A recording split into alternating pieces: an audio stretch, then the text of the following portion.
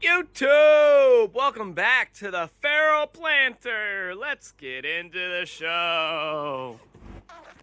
Warning, this channel is intended for educational and informational purposes only. Nothing displayed, discussed, or shared here is ever for sale, nor do I condone or encourage the use of illegal substances or drugs. Please ensure that any activities you engage in comply with the laws and regulations in your area. This channel is intended for adults, 18 and up. Thank you for watching responsibly. Now let's get into it. What's happening, Grow fam? Welcome back to the FeralPlanter. Just want to start off by saying thank you so much for all the recent support lately. It's unreal. Absolutely unreal. I do this mainly just to keep documentation, and it's crazy to think that there's people out there that want to listen to me ramble on about my plants. I really appreciate you guys. Thanks for the subscriptions, the likes, all the comments. I'm trying to respond to every one of y'all. Just know that it means a lot. I appreciate y'all. Let's get right into it. So, the James Loud Milk Bubbles, she's definitely growing up over her trellis today. So, we're gonna take these nodes and we're gonna keep pushing her. Keep pushing her through, keep pushing her around. Because today we flipped the flower. Now the lights just came on, and I've already changed the light schedule in preparation.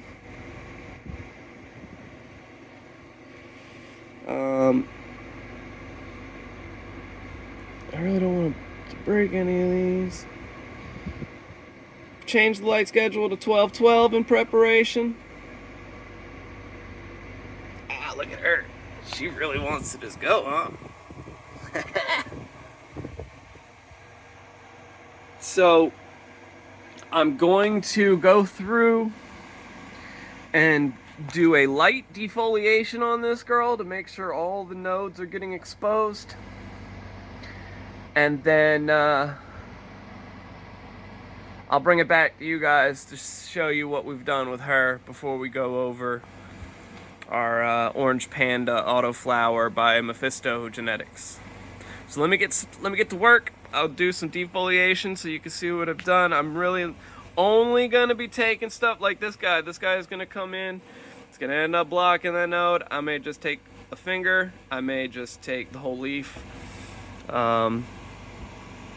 But like I said, tonight starts her flowering cycle.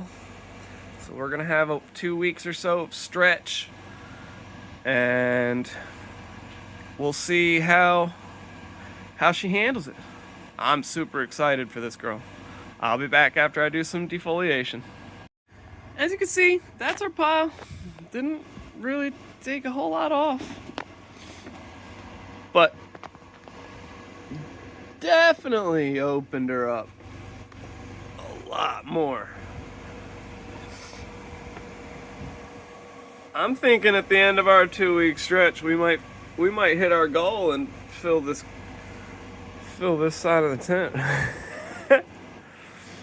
That would be epic. Like I said, I'm working this way, so that'd be super cool. I'm, though, to be totally honest, super impressed with the Orange Panda by Mephisto Genetics. I was worried that maybe she wasn't even gonna reach the net, but if I push her down just a tad more, she's touching it. She's gonna be there. That's awesome.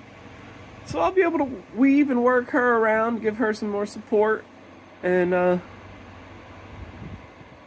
see what happens. We'll be able to just expose and get her wide open. Wide open. But I'm excited to see what happens when we flip the flower. Over these next couple days, we're going to be able to watch our James Loud Milk Bubbles stretch and stretch and stretch. And like I said, we got a decent amount of headroom for the stretch, so we got this net on nice and early. And if I need to add another layer, I'll just go in and add another layer. But that's what I got for you for today. We'll check back in tomorrow and see what she's looking like.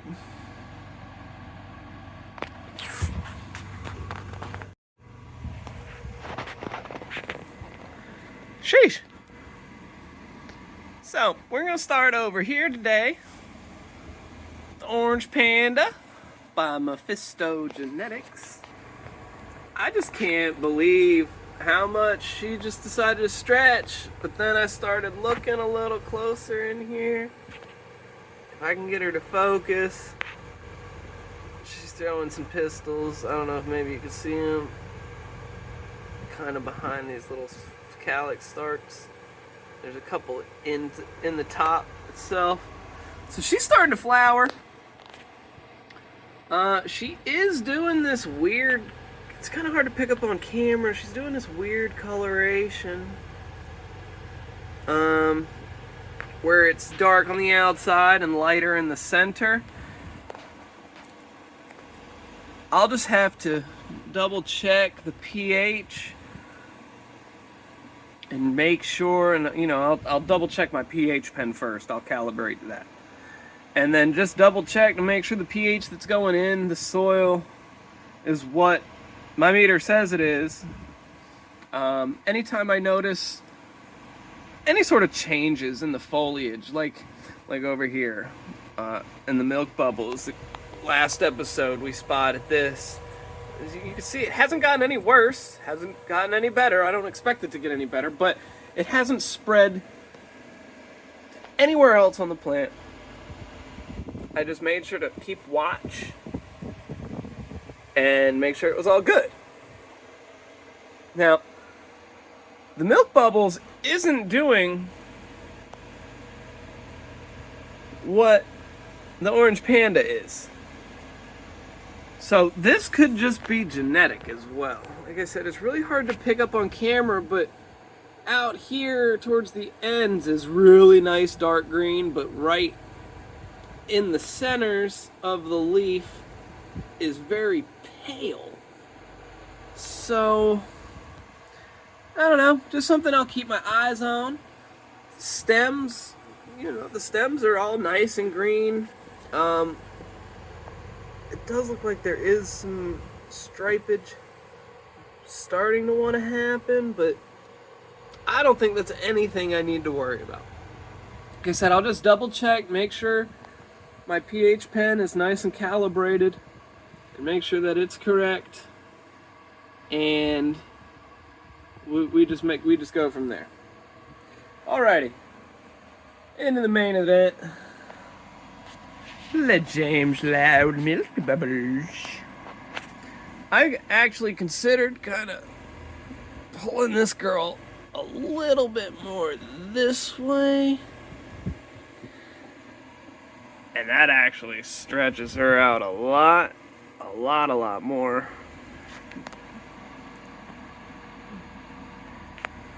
And then I think that'll give me a little better access in a couple days, to get those more towards the outside, towards the back. That'll allow me to bring these more towards the front here. As I said, everything is starting to take the turn up.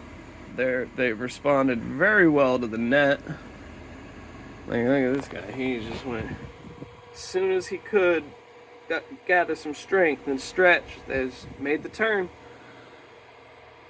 But we're just going to keep working them. I'd like to work this node out here, but all that just determines on how far she wants to stretch out. And I don't want to resist her down too much, but I do want her to come up a little bit. I don't want to come into the same problem that I had with my last two autoflowers, where the plant, even though I trained it and stretched it out and worked it, it was still so tight and compact that some of the buds on the inside were way less developed, just because they were just getting crunched all together.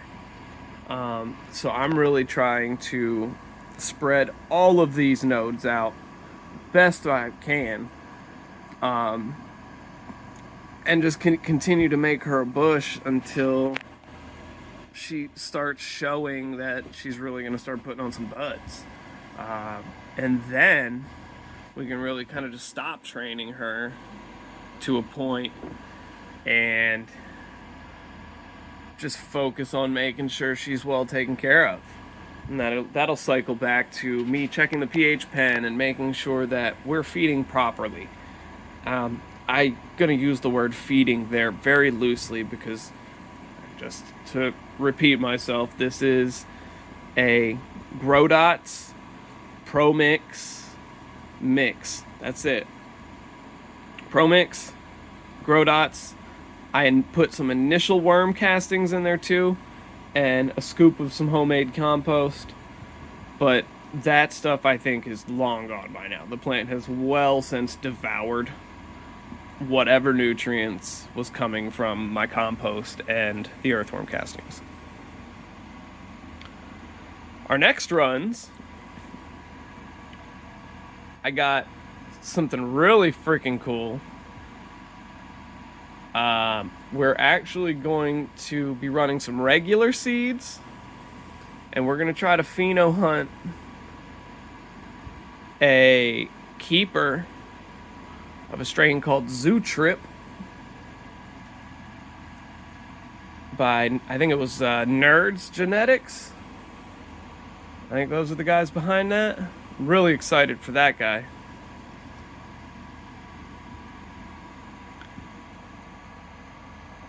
But that won't be until the new setup's in and these ladies are done with what they're doing. I'm stoked with their progress and can't wait to see where they'll be even a week from now.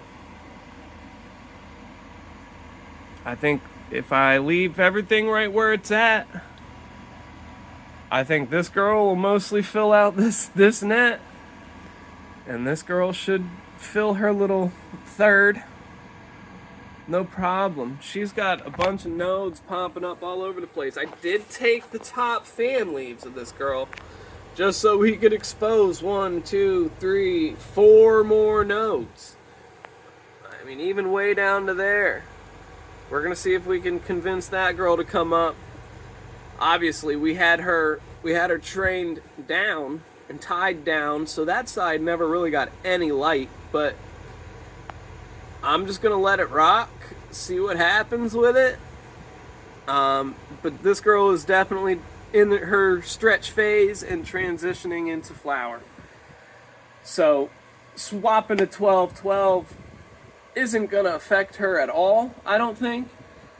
It might affect the end product a little bit, but I don't think it's really gonna impede her growth. I think she's just gonna keep on trucking for real, and she's gonna be a beautiful little auto flower. And obviously the milk bubbles, we're hoping for a beast. We're hoping for a beast, but I just keep going in and opening up and exposing more nodes. In the next day or two, we might have to do another light defoliation. I like to do early and often. So I may not totally strip the girl, but every couple of days I'll probably go in and take 10 or so leaves, just making sure these nodes are exposed, and we'll get to a point where I won't have to take anything anymore because she'll just be focusing on bud production, which is obviously what we want. But I think that's it for today. I'll get this one out to you guys, and thanks again to all the new subscribers. I don't know where we'll be when this gets out, but we're almost to 200. That's freaking wild. Absolutely wild. Thank you so much. Keep liking, keep commenting, share it with your Grow Me friends and your Discord servers and whatnot. I don't do any of that kind of stuff. When it comes to my grows, I just YouTube, Instagram, That's it. So I hope you guys have a great rest of your week. And we'll catch you guys on an update here towards the end of the week, closer to the weekend. Much love. Keep growing. Peace.